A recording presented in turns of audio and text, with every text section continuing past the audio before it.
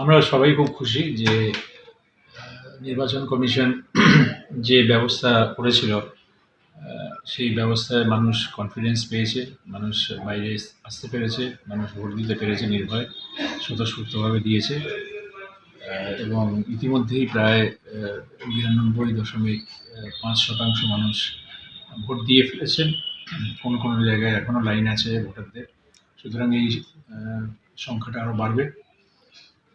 আর আপনি যদি বলেন যে প্রথম দফার সাথে দ্বিতীয় দফার কীরকম পার্থক্য দেখছি, আমি বলবো যে দ্বিতীয় দফায় আমরা অনেক বেশি হিংসা ভয় পেয়েছিলাম, কিন্তু হিংসা অপেক্ষাকৃত কম হয়েছে প্রথম দফার চেয়ে।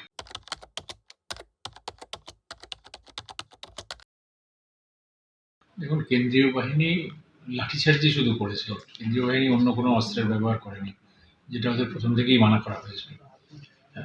এবং লাঠিচার্জ তো তারা নিজেদের আনন্দের জন্য করেনি, নিশ্চয়ই কোনো ঘটনা হয়েছিল যে ঘটনার জন্য লাঠি ব্যবহার করতে তারা বাধ্য হয়। কারণ সামগ্রিকভাবে ভোটারদের আশ্বস্ত করা এবং তাদের সিকিউরিটি দেওয়া, সেটা সেন্ট্রাল আর্ম পুলিশ ফোর্সের দায়িত্ব, এবং সেই দায়িত্ব তারা পালন করেছেন।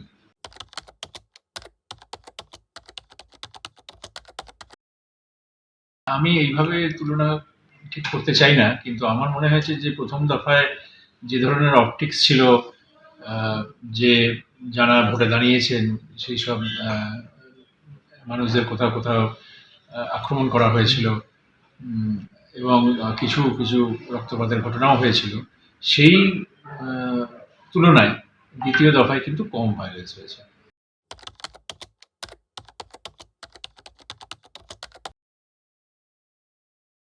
নির্বাচন কমিশন প্রতিটি জেলায়, প্রতিটি অঞ্চলের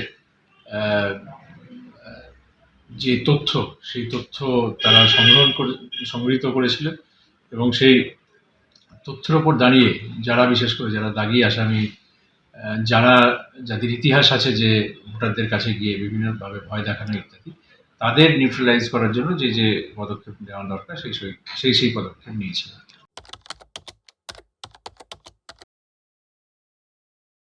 নগরাহাট পশ্চিম, ফলতা ইত্যাদি আছে, তো সেই জায়গার যে রিপোর্ট, সেই রিপোর্টগুলো পরীক্ষা করা হচ্ছে। রিপোর্ট পরীক্ষা করার পরে যদি দেখা যায় যে সত্যি মানে ভোট নেওয়ার প্রক্রিয়াটা ব্যাহত হয়েছে, তাহলে নির্বাচন কমিশনের কাছে আমরা অনুরোধ করব যে এই সমস্ত জায়গায় রিপোর্ট যেন তারা কনসিডার করেন।